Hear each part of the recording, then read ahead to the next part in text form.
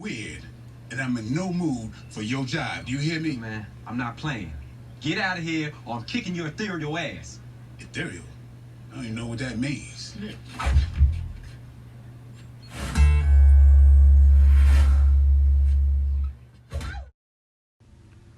Welcome back to Gear Chat.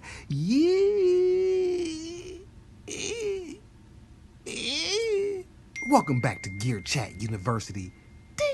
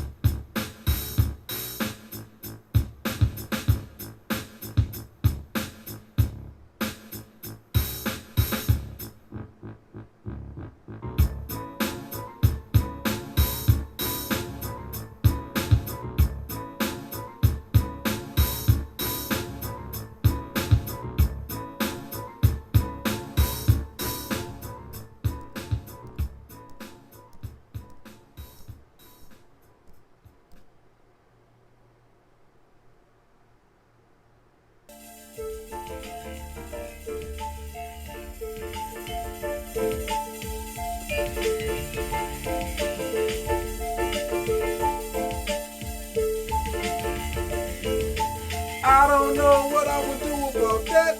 Every week, John G. Every week, John G. Oh! I don't know what I would do about that. Every week I tune in to Gear Chat. You, and you. I don't know what I would do about that. Every week I tune in to Gear Chat. You.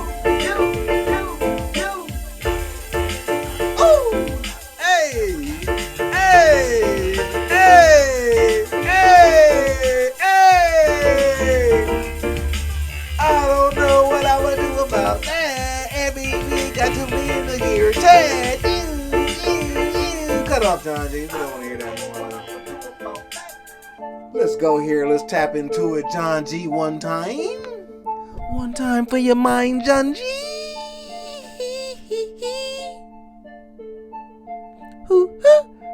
Welcome back to Gear Chat. Welcome back to Gear Chat University. I am the Capitan John G. I am the master of running thy mouth. Check it out, man. I ain't gonna take up too much time. This is gonna be a fast class. It's gonna be a dash and get out of here. Just want to share some thoughts, man. What do y'all think about this time period? Meaning, with the software, with Silicon, there's like, we're on the cups. Basically, we're here. Not even on the cups. We're here now. But it's all, it's all new. I don't know if anybody has gotten theirs yet. So, and then we have all of these softwares like Logic updating to now match the Silicon. Ableton Live now updating. Cubases, I believe, just did an update. Everybody's got their updates coming out. So I just feel like, there's an interesting time when it comes to software and I guess computing. This is different. I mean, somebody coming in with a chip. I mean, this is actually unprecedented. Because when was the last time? Like, this is almost like the introduction of the PC and the Mac at this point. It's been a long day since IBM. Remember them? Oh yeah, kids. It was a thing called IBM. They were the leaders at one point. They were like, all the bee's knee. But yeah, so Silicon Mac and this new whole thing with that. So I just feel like this is a very interesting time, and it feels uncertain. I'm excited to see what is to come. It's all, it all looks good. It's all promising. So let's see. I mean, I'm very interested. I'm wondering if the Silicon Macs, how the updates are gonna be, because I swear, even though the Mac is less updates and less like minutia than the PC, because PC has all these drivers and updates and whatnot, but the Mac has a fair amount of updates. I mean, it's updating like damn near monthly, for sure quarterly. Like sometimes you're getting 3 or 4 updates in a quarter. So because that was one of the things that I liked about transferring from PC to Mac, is like, man, just the PC got on my nerve with a lot of the things that you had to deal with, with the even with the whole virus and all of that. I mean, it was just ridiculous, man. Like, geez. Even though you can get so much more power and so much so much more efficient machine for a cheaper price, but there's a price for that. Like, yeah, you're gonna get a better machine, but I mean, and it's, for the PC users, they, it is what it is. Deal with it, and they have a powerful machine. But for me, like I said, I just really got tired of that. And so, like I said, but now that I've been Macking for a minute. I've been Macking for almost over 5 years now. And yeah, my Mac Mini, I got a Mac Mini, 15? Like, this is like the second version of the Mac Mini, I want to say. But at first it was, it was beautiful. I was happy to get into the Mac world for that price point. Like, it was amazing to get in there and to have a Mac. But over time, it started to just get like sluggish and almost felt buggy in a sense, like lagging. Like, why is it taking so long to load? And when I look at it, I only got 8 gig of memory on it. I think it's that. I believe I think it's single core. And I don't know, but I say all that to say, now 5 years, 6 years later, that now we have a chance to, or now I have a chance to upgrade to a system that's gonna be like, I should be like wild, like wow. I'm going from this old crap to something very, very new, which is very, very promising. So yeah, man, I just feel like this is a very interesting time, and it's all upscale, but it's kind of unknown. I'm hoping that things will be streamlined and the whole updates, and I guess for all intentions and purposes, it really boils down to the way I see the Mac system, the power of any machine, really, because if most people, the basic computer is all they need. Not even the computer for most people, just a laptop or a tablet, really. The tablet, a phone, is powerful enough for most people. All you're gonna do is surf, pay bills. Like, the cell phone is very powerful. It can do all of that. You can do documents and all of that. So really, just screen just gives you bigger real estate. The keyboard gives you now a tactile response input system versus the small phone or whatever. But in terms of power, like, it's all about the apps. After the initial just basic, text and surfing. So, and just, the iOS apps and the Apple apps have always been superior than that of Android and PC. I mean, it is what it is, from what I've seen, for sure. Now, for a long time, Windows had that Windows suite with the Office and all of that. That was dope. But now, Mac has a version of it, and you can now run, there's, the Mac, the Windows running on Mac, the Mac system. So, solves that problem. But it goes back to the program.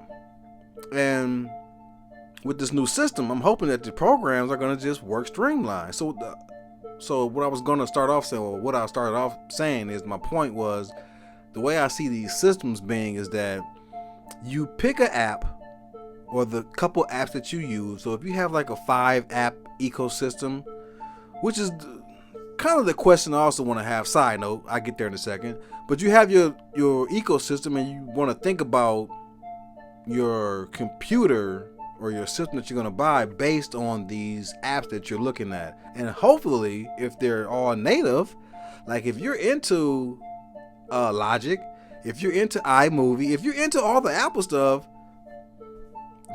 you're golden. Because it's going to be already, obviously Apple is going to optimize their apps for their phone. So if you have everything that you're using first party, let's say, good.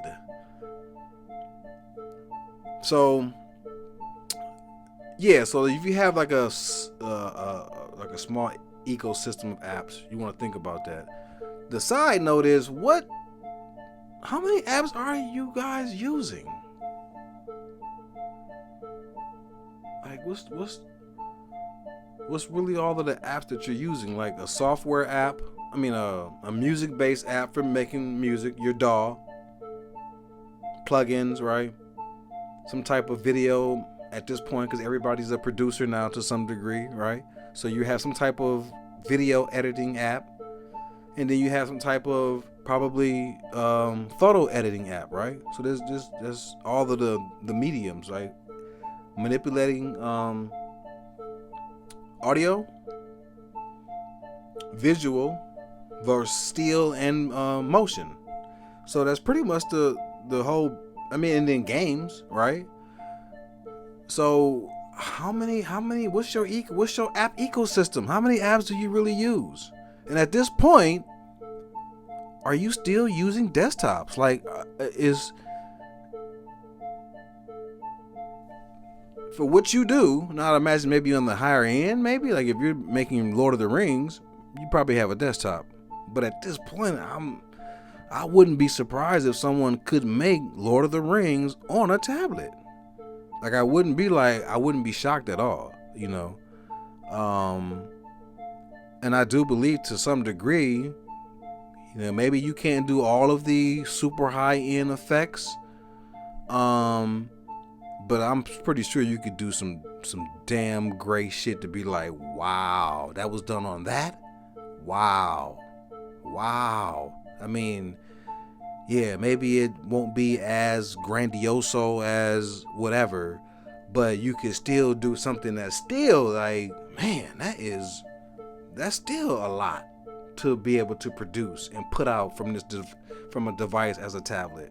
So yeah, I don't know. I just think this is a very interesting time. But I'm interested to know what you guys like. What's your app ecosystem like? What's the 1 to 5? Like 5? Do you have 10? Who's out there rocking with 20 apps? Like, are you the 20 app guy? Like, are you really like going through 20? Like, what other 20 apps are you using? Like, I can see having 5 because photos, you know, or for my picture editing, whether I'm drawing or just editing a photo, I mainly use about 2, but then there's about, I would say 5 total that I dabble with different ways of making, you know, media or whatever. Video, as far as editing, LumaFusion is, I mean, come on, man, LumaFusion is the lick. Now, I guess the step up would be Adobe or messing with, what's the other one?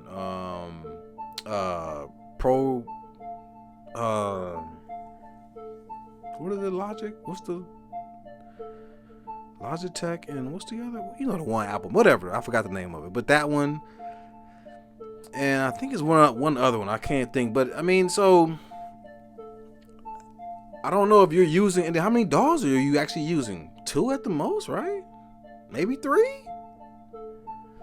Because I feel like a lot of people, and I am guilty of that, I'll have 5, 6, 7 DAWs on my computer or tablet, but I'm only using 1 or 2. but I'll have like 4 or 5. Like on my tablet right now, I think I have like 6. You know, Beatmaker Pro, Cubases. Cubases I still haven't really grasped. It looks like the desktop type of workflow on a tablet, plus it's Steinberg, but I just haven't got to where I'm using it, you know, full time. But it's on here, you know what I mean? I got it. But what I use all the time, what I've been using is Gadget and Core Gadget and GarageBand. And so, but then I've made some beats on the Beatmaker. I got a few beats on there that I've produced and a couple other apps. But I mean, really, I have maybe 7 DAWs, but I'm only using 2 or 3, like 2, 1 mainly, and then the other 2 are almost dabbles. And the other ones I've used them because, you know, I download them and use them, but I'm not actively using them. So I believe, like me, there are a lot of people that are like that. You got a whole lot, but what are you actually using? And so if it turns out that one of these side apps doesn't work because of the new upgrade, you know, that might send some people to a frenzy. But honestly, just stick to that little. That's why I'm bringing it back full circle. The little ecosystem of apps that you actually use. And I guess this is pointless to say to the professionals, because what I'm saying is what they're doing to those that are doing. But I'm just verbalizing it because that's the way I'm kind of seeing this in real time. So yeah, because I am that guy. I have all this stuff, but what are you actually using, John G? That's a rhetorical question, John G. Yeah. Other than that, though, one other point. I didn't know I was gonna go on that long about that. But yeah, the other point is I wanted to talk about the Sonics of what's that new joint that just dropped out? The Korg Op 6.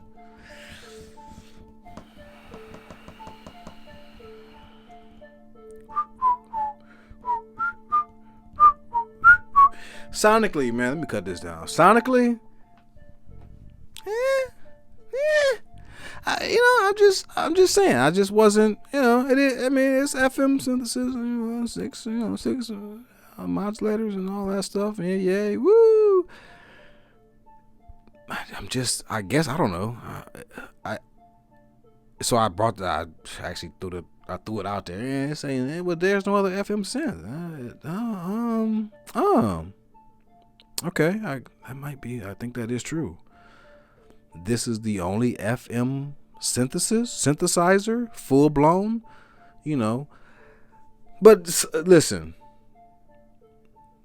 I'm rambling. My point is, I was more wild by the Voca FM, to be quite honest. When I heard that, you know, it gave me the goosebumps, and I was in that filter. Like, I was like, yo, when I hear the Op 6, it's kind of like I'm just hearing the same thing. I'm not really hearing it like it's FM synthesis.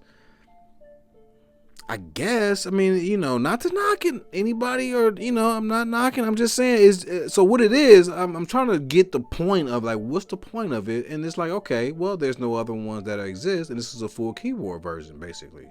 This is a full blown FM synthesizer. There you have it. And it says altered or whatever. But I guess where I am is that, yeah, I just wasn't, you know, I walked away unimpressed. I was more impressed about the idea, like, ooh, and then when I sat down to taste, I walked away, yeah. So that's, you know, you kind of want it in reverse. You want to walk in going, and walk away going, wow, that's always better. But in this case, yeah, like, you know, so yeah, to shout out to anybody that, you know, there, you know, if you've been looking for the full blown version, here you go, you know, so there you have it. But yeah, that's all I got for you. I just had my thoughts. I just want to throw it out there, my 2 cents. Ain't worth much, but hey, there it is for you. John G TV, spreading a little, showing a little John G love, spreading a little positivity, if I may. Okay. We are in that time. The year is ending. It's been a crazy one. This thing started out the way it started out, then it got crazy real quick. Almost like real, what the heck, but almost now at this point it's feeling very normal. Things have kind of like leveled off, and for me it's been a very eye-opening year. I didn't feel that way at first, and then next thing you know, the birth. It's a beautiful thing. So to anybody out there that's happen to be still here watching this at this hour, at this point in the show, if you hung around, minute 19 going on 20, yeah, I hope you have found purpose in this time. My condolences to you and yours, to anybody that have lost someone this year during this pandemic. As we continue, if I were to throw a number out there, I'd say 23, 24, probably 25 year 2025 before quote unquote normal. Like, honestly, I just feel like whatever we like, that's the old life. Now we're coming upon a new thing. And mask will be for the probably the next decade. You're gonna see some form of mask wearing.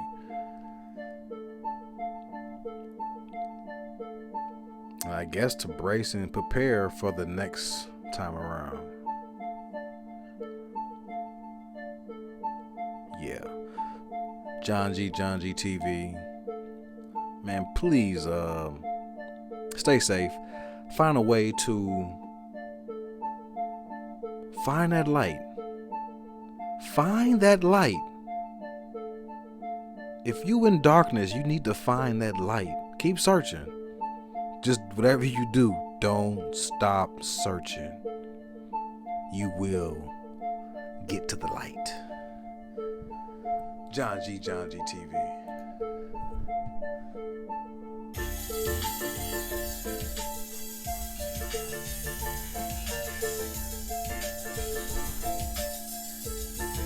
Step into the light.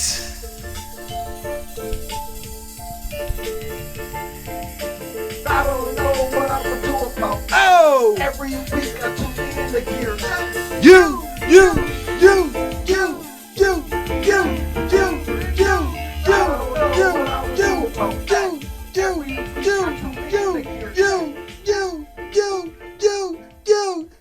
I love you, man. Get out of here. Get out of my class. You're dismissed. John G.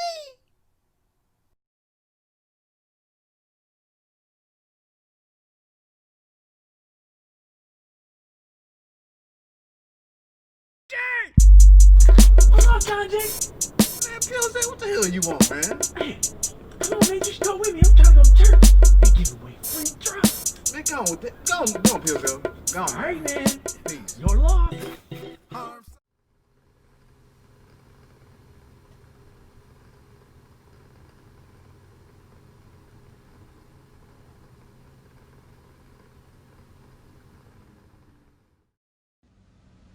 Yeah, you see, John G,